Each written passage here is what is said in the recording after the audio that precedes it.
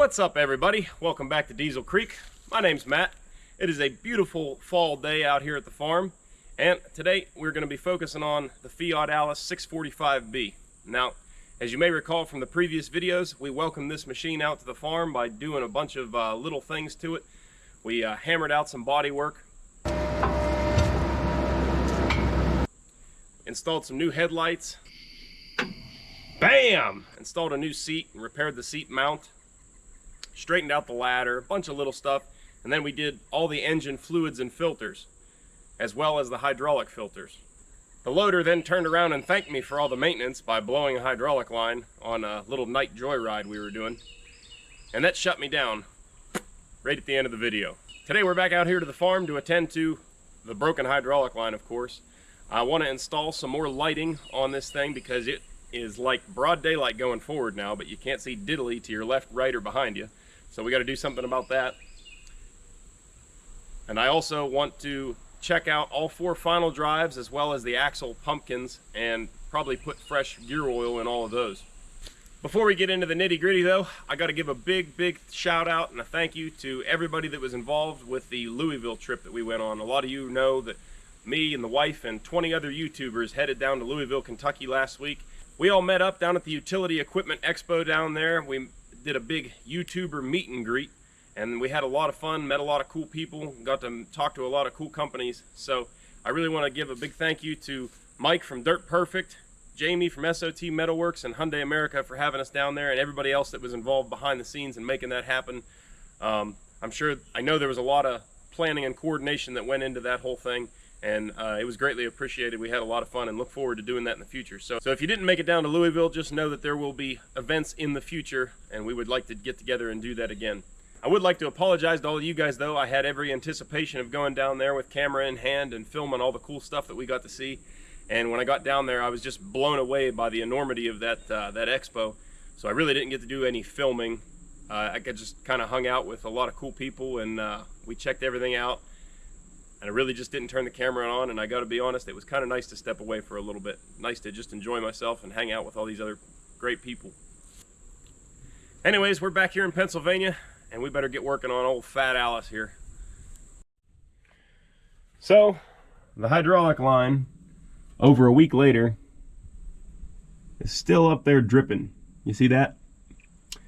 I don't know the name for that line, but that's the one that popped on us. And what I believe is happening there is the hydraulic tank is up here. It's higher than that line, and however the plumbing is set up, the pressure from the fluid being higher than the line has just been pushing itself out through the line for the past week.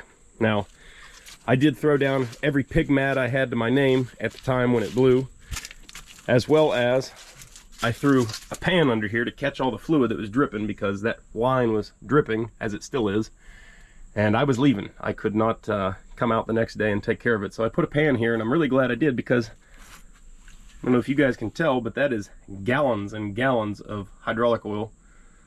So glad we took care of that and didn't let that drip all over the ground.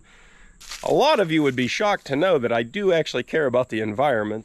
I love running around in big diesel equipment and playing with stuff, but I do try to protect things as best I can. If I spill anything, I always do my best to clean that up. I don't just kick some dirt on it, you know. I do take that stuff seriously. And as you can see, our pig mats, they do have some oil puddled up. Our pig mats here, as you can see, are at max capacity, so I'm going to clean all those up, bag them up, and then put some fresh ones down. I had to order some more. And we're going to clean up this spot as best we can. But you know, when a hydraulic line blows, you don't really have any control over it. It's going to happen, so there's pretty much no way you can get out of it without making a little bit of a mess, unfortunately. So anyway, this hydraulic line does not look like it's going to be any picnic to get to. The upper side up here is kind of a reach, and it's going to be hard to get at that thing from either side. But the lower side here doesn't look too bad. It looks like I can throw a wrench on that one pretty easily. And hopefully we can get that removed, and we can giddy up down the road and get that replaced. So in order to get better access into this little hole where I gotta try and jam my arm up in there, I'm gonna go ahead and remove the ladder, because I don't see me being able to get in there without taking it off. These bolts are pretty rusted over. I better hit them with some Croil first.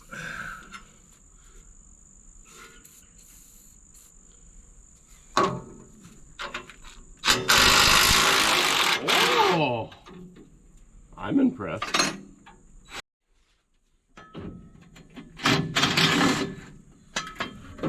There we go. So I think I'm going to pull the bottom end of the line off first, and that's probably going to let a bunch more tank pressure come through.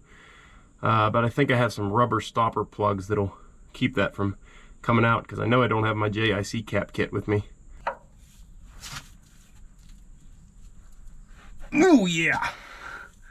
We might need a bigger wrench.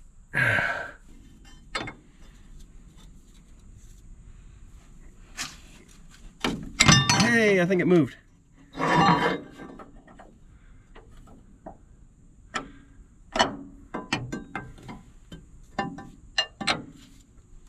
at that, it's moving. Hallelujah. I was starting to get discouraged there because the end that I thought was going to be the easy one was putting up quite a fight. Yeah, it's moving much better now. Can't get the thing off of there now. The hose is actually like binding up just out of frame there. It's hitting up on the cross member, and I can't get enough slack to get the hose up and off of that JIC. Oh man. I think when we make the new hose, we'll make it about a 1/2 inch shorter.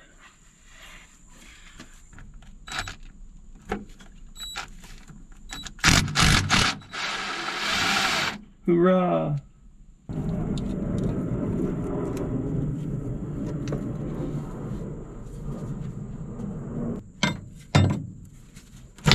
There we go. The line is off. Now we'll keep any dirt and bugs and stuff out of the system with that big yellow plug right there. I already plugged the lower one there, and I believe the leak has stopped. There's where it blew out at. That'll do her. So there's where the hose failed at. That'll do her. That's another spectacular hose failure for the channel. One of many. The hose was also pressed right up against a cross member in the cab floor, and it had this little metal band around it right where it was contacting it. But man, that's kind of poor design, and the overspray on this line leads me to believe that it could be original. Oh, it's actually got a part number on that line, that's why. Interesting. But the line was pinched right up against that piece of angle iron there. Just got back out here to the farm to Fat Alice with the new hose, and I picked up one of these fancy abrasion covers. And I tried a new hose place today, and this hose, now be it, it's a lot smaller than the ones I've been getting recently, but this was only 83 bucks, and I know only $83 sounds like a weird thing to say, but some of the other lines I've been getting for the other loaders have been in the hundreds of dollars, so $83 is a welcome relief. Anyways, you guys saw where this thing came from, so I'm just going to sit you up on here in time lapse, and you can watch me struggle.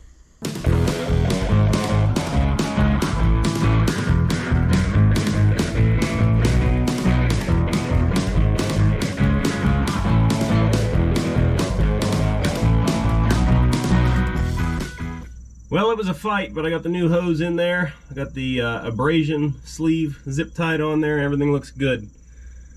So I guess we can go ahead and bolt the ladder back on and move on with our lives.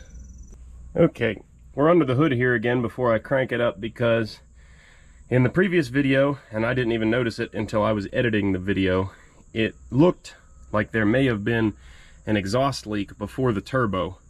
What that would do is create a loss of boost pressure on the intake side. So if you're not familiar with how a turbo works, basically exhaust gases coming out of the cylinders come up through your exhaust manifold and spin a turbine in here on their way out the exhaust.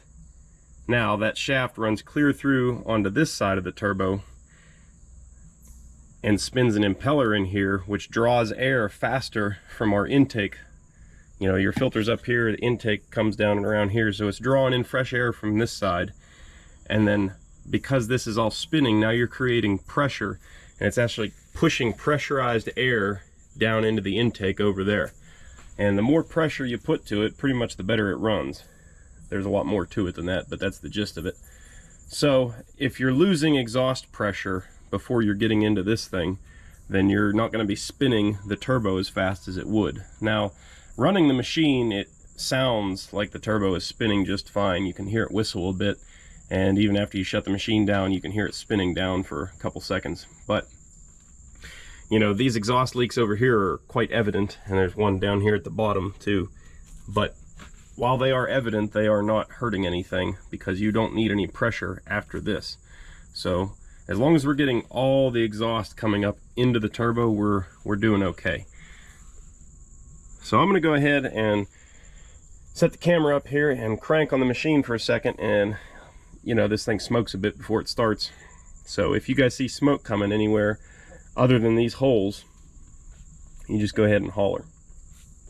All right, you guys ready? Contact.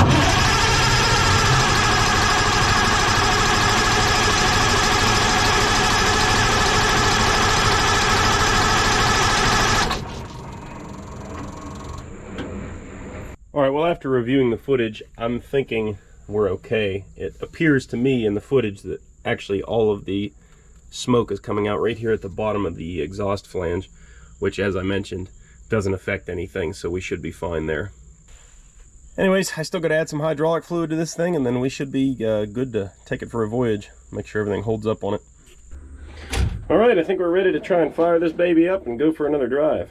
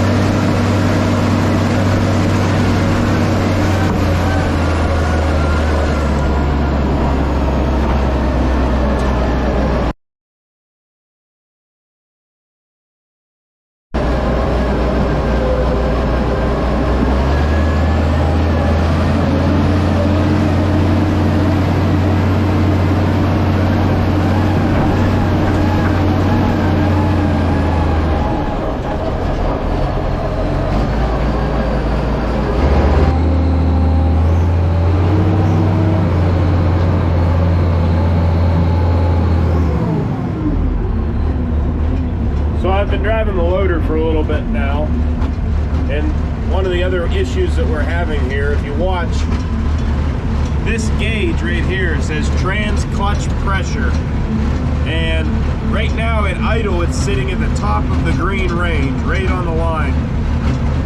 But as soon as you give it some throttle to take off and move,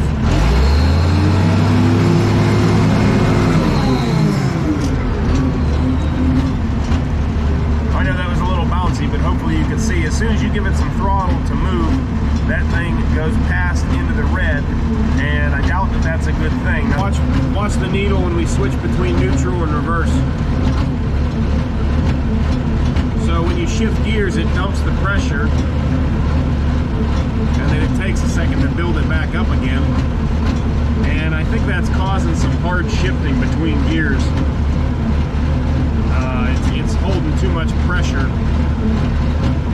I would imagine that sitting in neutral, it should be down at that low end of the green, the 135, and maybe at full throttle it should be up at like 185.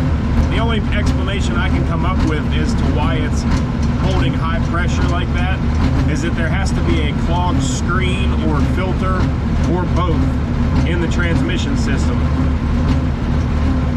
The other thing it could be is the fluid. The transmission fluid, while it looks nice and clean, is over full. So when we pull our transmission dipstick here, it's double-sided. This side is for stopped and this side is for running. Now actually right now it's showing, it looks like it's right about in the right range, which we are leaning a little bit, so maybe that could be why, because I've checked it before in both running and stop positions, and it usually reads over full. Now, and something, I'm not sure about this particular system, but I know there's certain dozers and certain tractors and things that sometimes a seal will go out between the hydraulic system, and it'll allow the hydraulic fluid to get pushed into the transmission, and that's kind of a big deal. I don't think that's happening in this case. Otherwise it would be way over full, I'm sure, because I have added a bunch of hydraulic fluid, and since I haven't had any lines blow, I haven't lost any other than some little small drips. And we can shimmy down underneath this thing here, and we will find, I don't know if you guys can see if the lighting's good enough. This is actually an Allison automatic transmission in this machine, so they have a good name. I'm hoping that behind this cover right here is a filter screen, and I don't want to say I hope it's plugged, but I hope that's the reason the shift pressure, or the clutch pressure rather, is so high. There is also a duplicate looking cover on the other side of the transmission here, so we're gonna go ahead and pull one of those and just see what we see for right now.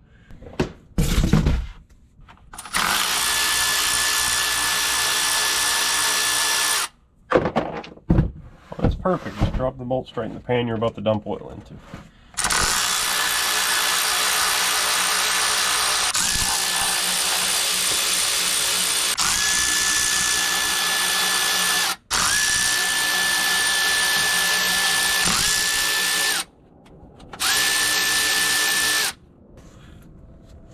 What do you guys think?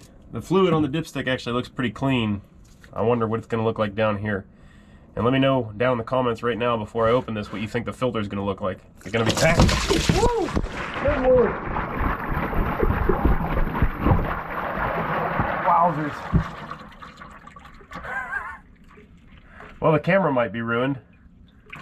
You guys got a serious bath. I just got a bath.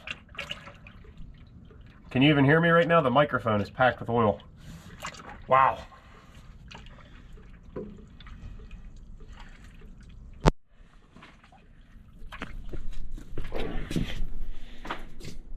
That was bad. Well, it's hard to tell on the little screen here, but I feel like the lens has a haze to it now. I've scrubbed all the oil residue off of it. We didn't make too bad a mess here, just a little splash on the cardboard and on my face and on you guys. You'll have that. The really disappointing news is that even after we pull the cover off of there, there's no filter on this side. So I guess all we have to do now is pull the other side. The fluid does look pretty gnarly, I guess. It's not the worst I've ever seen, but you can see it's kind of got this cloud going on in there, so definitely a good thing that we changed it. I just laid down here to take this other cover off, and you know what I found? A drain plug, so you don't take all that fluid in a giant gush like we did. I didn't see that. All I saw was the big covers. So we're going to pull this one now, and I'm hoping we find a filter behind it.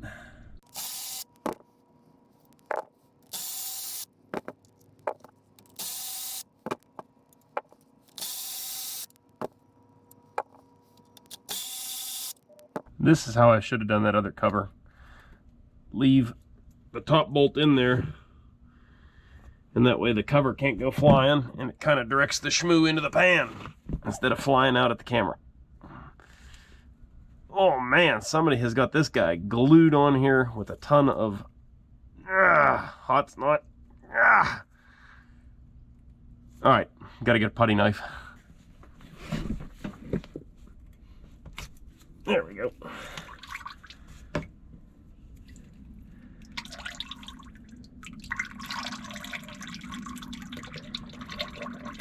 That's a much more controlled drain. Hey, and we have a clogged filter screen. Yummy. Actually, it's not that clogged. Definitely dirty. Let's get it out here in the light where you guys can see it better. Alright, so it's definitely kind of crusty, and this stuff that's on it, it kind of looks like algae almost, and it's pretty gummy. It doesn't look like it would let fluid through. But this is a pickup screen, this isn't a filter, so I don't think this is what would be causing our high pressure. If anything, this would be starving the pump for oil. If we're looking close here, there are some metal flakes in the filter, but nothing that I'm actually too concerned about. After going through that 977 transmission a while back and seeing how much metal was packed into that thing, and it still operates flawlessly. It's still being used right now. My buddy's got it up at his place, running it, doing some clearing with it, and haven't had a lick of trouble with it, knock on wood. So this isn't even remotely concerning compared to what was in that thing. But nonetheless, we'll get this cleaned up and ready to put back in, and I'm going to see if I can't track down an actual filter somewhere in this transmission. Well, we've got bad news. I started fishing here up in the hole, and that's what I'm pulling out of the tranny right now. This looks like a thrust bearing. So this is actually the bearing cage, and it would have had a bunch of small needles in all these little slots. And this looks like an outer race for a thrust bearing. So something is bad in this transmission, like real bad. And surprisingly enough, it's been functioning fine. Haven't really had any issues to speak of. Yeah, I can feel a bunch of roller needle bearings under my fingers here. Hard to get a hold of any of them, they're so small. There you go. There's one right there. That's not good. I'm going to dig around in here and see if we can't find any more carnage and pull it out. And then I'm not sure what I'm going to do about this now. Alrighty then, well, it's all starting to come together now. So there's the carnage from that thrust bearing. And I thought that we had to change the filter in this transmission too. But actually, after tracing all the hoses back, we changed this filter in the last video, and that's actually the transmission filter. I thought that was part of the hydraulic filters system, but it's not. That's all for the transmission. It was pretty dirty, and there was a little bit of metal flake in it, but not a ton, if you guys remember. And then I've been studying the parts breakdowns and consulting with Wes over at Watch Wes Work, and that little guy right there that's circled in red, that's the only thrust bearing in the whole transmission that I can find. And it's kind of at a place where it doesn't matter. They're not helical cut gears, and it's only just kind of keeping that gear from pushing up against that gear, which, while I'm sure it should be there, and if this was a machine that had to go out into the field and work every day, I would definitely say, yep, we got to pull the transmission and fix it or replace it. But for a farm machine that's going to see maybe 20-30 hours of use per year, I'm kind of got to just say let's run it. I don't think that it's going to cause us any problems for quite some time, if ever. So I really hate to say it, but I kind of think we just need to put it back together and pretend that we didn't see that at all. It could have been like that for 20 years already. I don't know, working in that junkyard. It doesn't look like they took particularly good care of it. So it could have been like that for quite some time and hasn't caused any trouble yet. I've probably run it around here. I did a lot of work with it, more than I intended to, actually. I used it probably 10 hours already, and no noticeable issues with the transmission. All right, well, I got our pickup screen cleaned off here as best I could. It's cleaner than it looks. All those little white marks are actually like a discoloration, like an oxidation almost, that occurred from the brake clean I used. But it is clean. All the metal flake is out of it, and that sludge that was caked into this screen, I'm wondering if the machine was able to suck up oil correctly, because I mean, that thing was packed, and it took a lot of work. Ended up like wiping it with a wire brush and brake cleaning it, and wiping it and brake cleaning it, and it took quite a while to get all that sludge out of that screen. And then of course I blew it all out with the air compressor, put some Permatex on there, and we're ready to reinstall.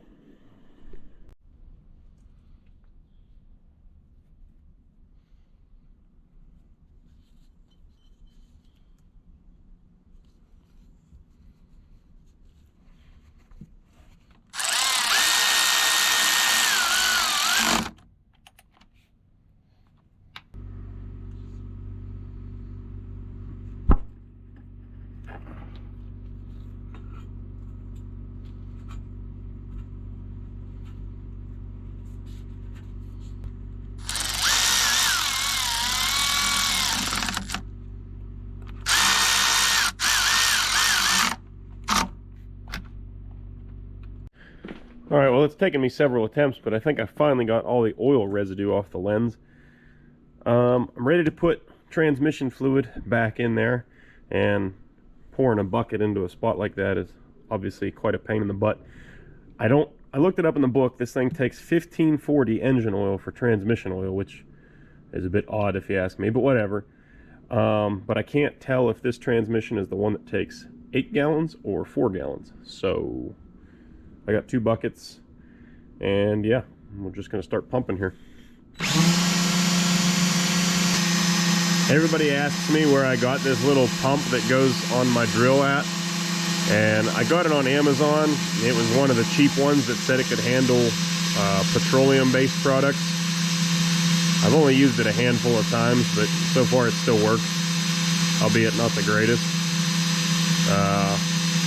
A buddy of mine's a service mechanic, and he has one of those Milwaukee pumps.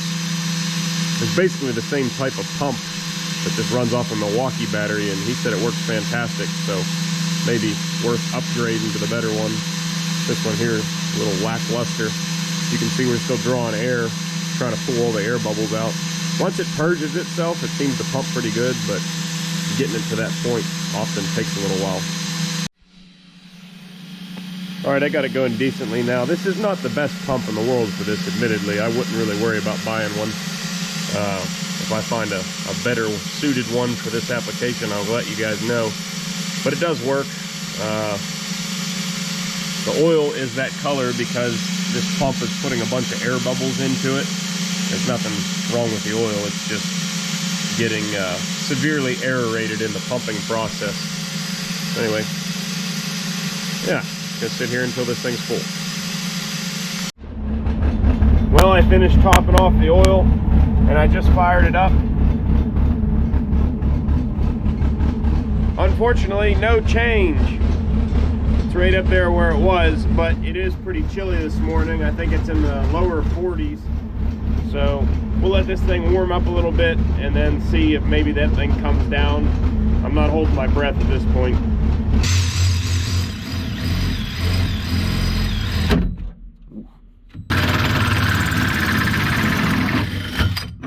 Go. Now, because I have really awesome subscribers, and I just mentioned in the last video of this loader that I didn't have an hour meter on here, somebody sent me an hour meter. And it looks like I'm stupid and drilled the hole slightly too big. I even triple checked that. Should have gone with the smaller size, but I think it's going to work. Yeah, we just got to get it dead centered. That's going to be nice.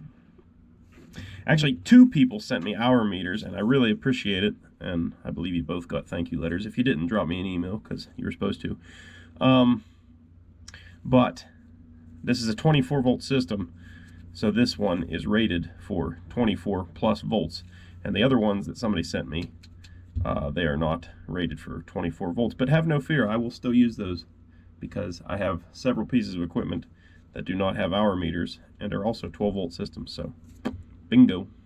Okay, so to install an hour meter, pretty darn simple. So on the back of the meter here, we got a positive and a negative terminal. So I ran a wire, this guy right here is key on hot. So that means that this wire only has power when the key is in the on position, and it should only be in the on position when the machine is running.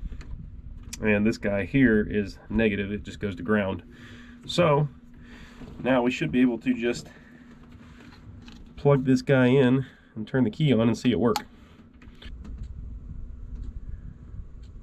I don't know if you guys can hear it, but I can hear it counting.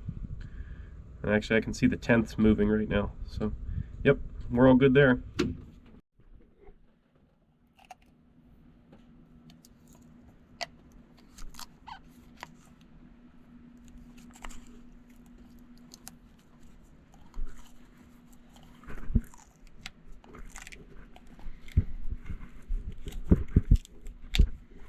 Well, that is going to bug the crap out of me. Yep. That was not a good peel. Alright, well, the last fluid that we have to change on this machine is the gear oil that is in all 4 of these final drives. So there's a plug I just loosened up down here, and when I pull that out, it should start dumping oil. Now, a lot of times you'll see some metal flake in these things, and things can sometimes look worse than they are. But I'm hoping is the big word there, that nothing looks too bad coming out of these. So this pan, you can see, is already a little dirty, so we gotta keep that in mind when we're watching what drains out here. And there it goes. I don't know how much is in these drives either, but yeah, we'll see. If it fills the pan up, I have it set up where it's going to just drain in this bucket, so it should be good there. There's what's on the drain plug.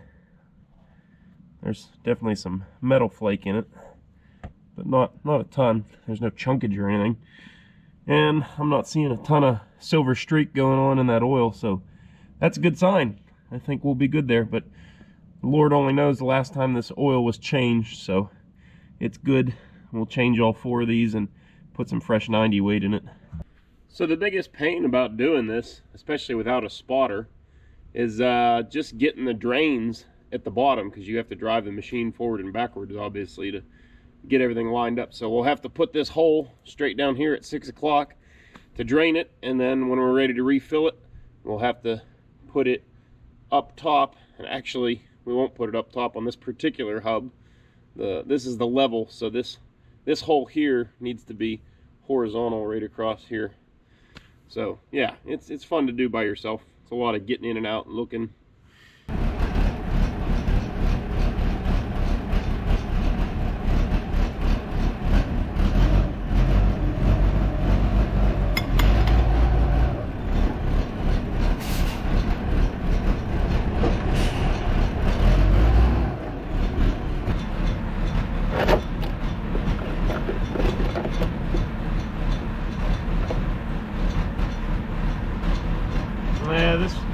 This one's a little worse. We got some small chunkage on here, but nothing that looks like a showstopper.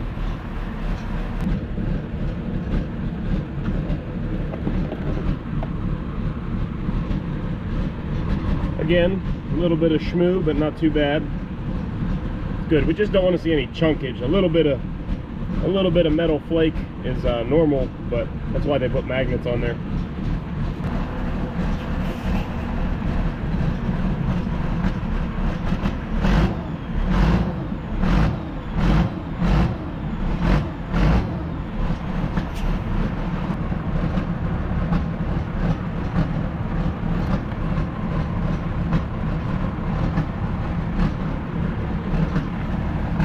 Well, I'm ready to fill the first planetary here. I've basically created a little beer bong for the gear oil. We're going to pour it into this funnel, which is secured, which is convenient. And then we have this nice clear stand hose so we can actually see what's going on in there. And then I have the hose routed down into the planetary.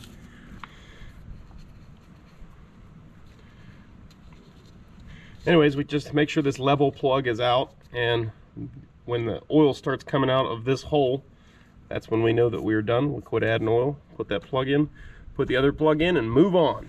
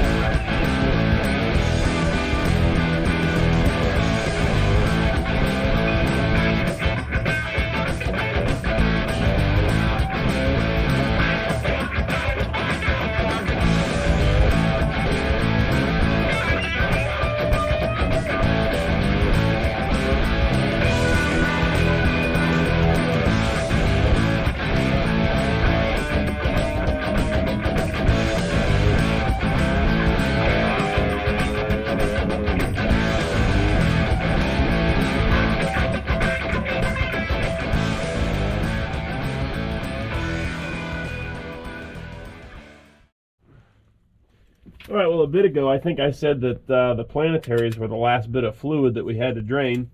And I was lying when I said that, because I wasn't thinking about the pumpkins. We still have to drain these. Oh, and the plugs in those are just on there.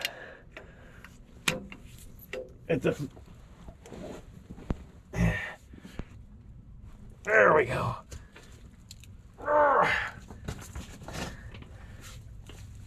That sucker is tight.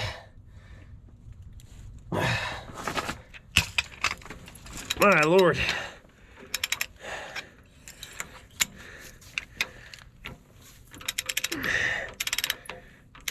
That was a workout. Whew. Let's see what horrors await us. Oh, well, not too bad actually.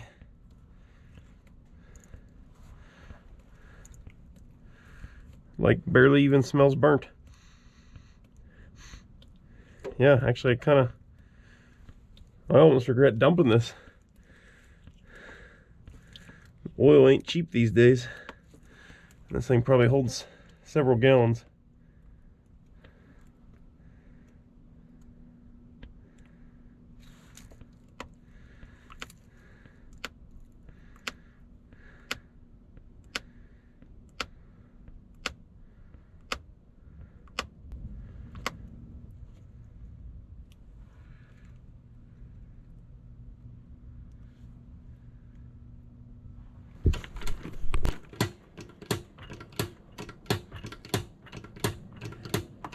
Trying to pour cold 90 weight through a funnel with a 3-foot hose attached.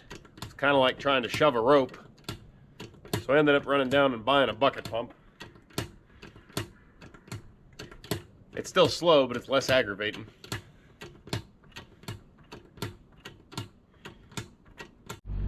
Alright, so the front pumpkin is full. I also just finished doing the rear pumpkin. It was harder to film, and it's the exact same process, so I just didn't bother to record it, but both have nice fresh fluid in them now. Now we're going to focus on the cab. I don't know if you noticed earlier in the video, but the cab is actually just sitting on the frame, which I didn't realize until I started watching the footage for this.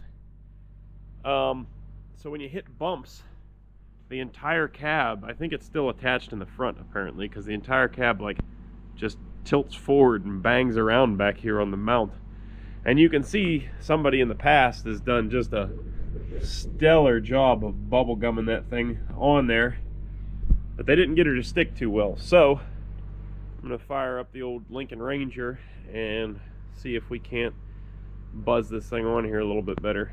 I'm just going to grind all those up as best I can and start laying some 70-18 to them. Crack there, crack through over here, all down and around under there like I showed you. Over here we got the same thing, the rear mount's all loosey-goosey. There's actually a chunk missing right there, and I'm not going to try to put that in there because we got this hydraulic line right up against it, so that sounds like a massive chore and it really doesn't do anything. As long as we get this guy here welded on real good, that is the support column for the ROPS, or you know, the rest of the cab. And it also holds these hydraulic lines on, so when this thing moves, those hydraulic lines are all flexing, which is very bad. If we broke any of those hydraulic lines, that would be a real bad day. So I'll go ahead and clean these up, and hopefully I can get some weld to stick to them. They are saturated in oil, so I'm gonna have to use a pile of brake clean on this thing first to try and get the metal cleaned up better.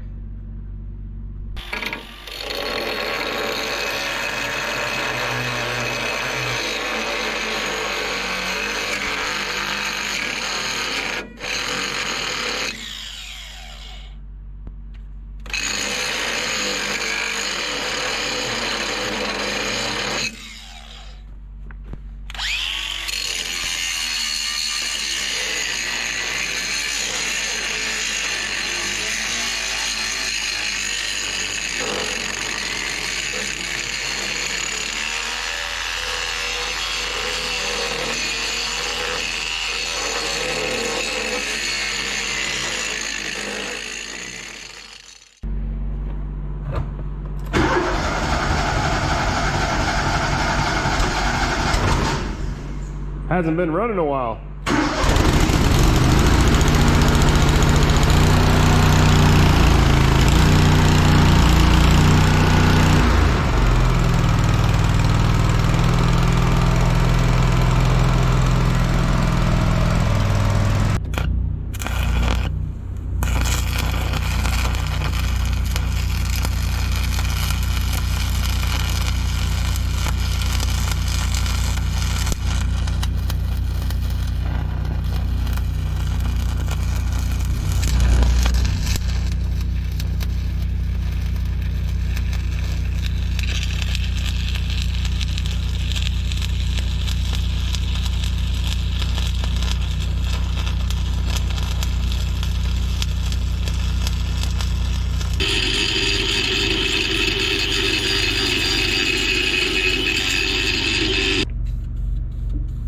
Grinder and paint makes me the welder I ain't, in the words of AVE.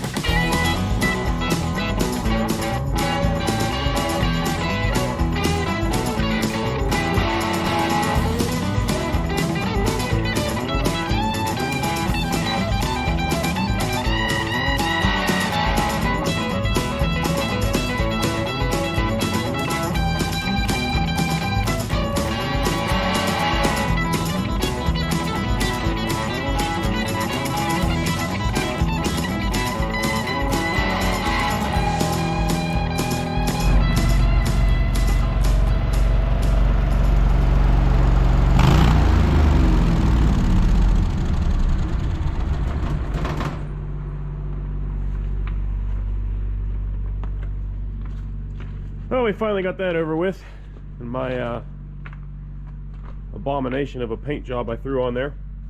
But Doesn't turn out too bad. Not my best work, but man, it was a pain to get into this one. This was the worst spot here. But yeah, I'm confident that it's not going to go anywhere. I got a nice big purchase on that weld. It's really holding on, and then this one up here actually turned out pretty decent too.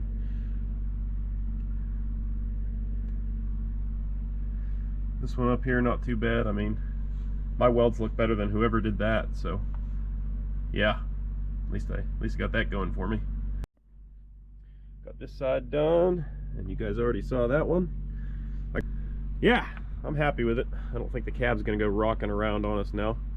So let's get cleaned up here. I gotta dump that oil pan. Man, that's a pain in the butt. But anyway, we'll get cleaned up here and take this thing for a spin and make sure the cab ain't rocking around on us.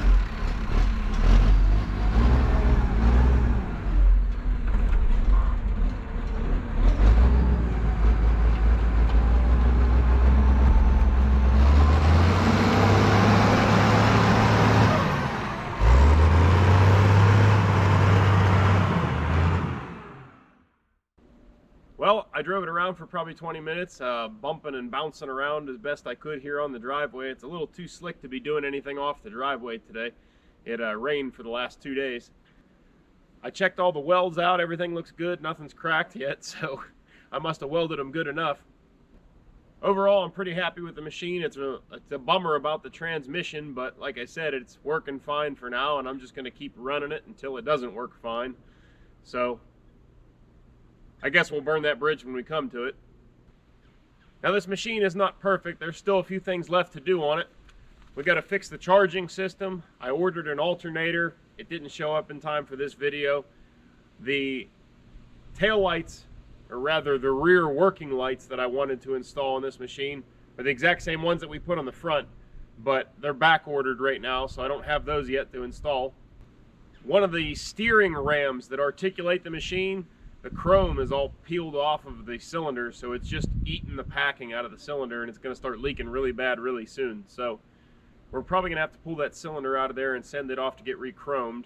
If anybody knows of a good, cheap, and easy to duplicate or purchase quick attach system that we could put on this machine, I'd really be interested in that, and I would even be interested in building one myself if it's simple enough to do.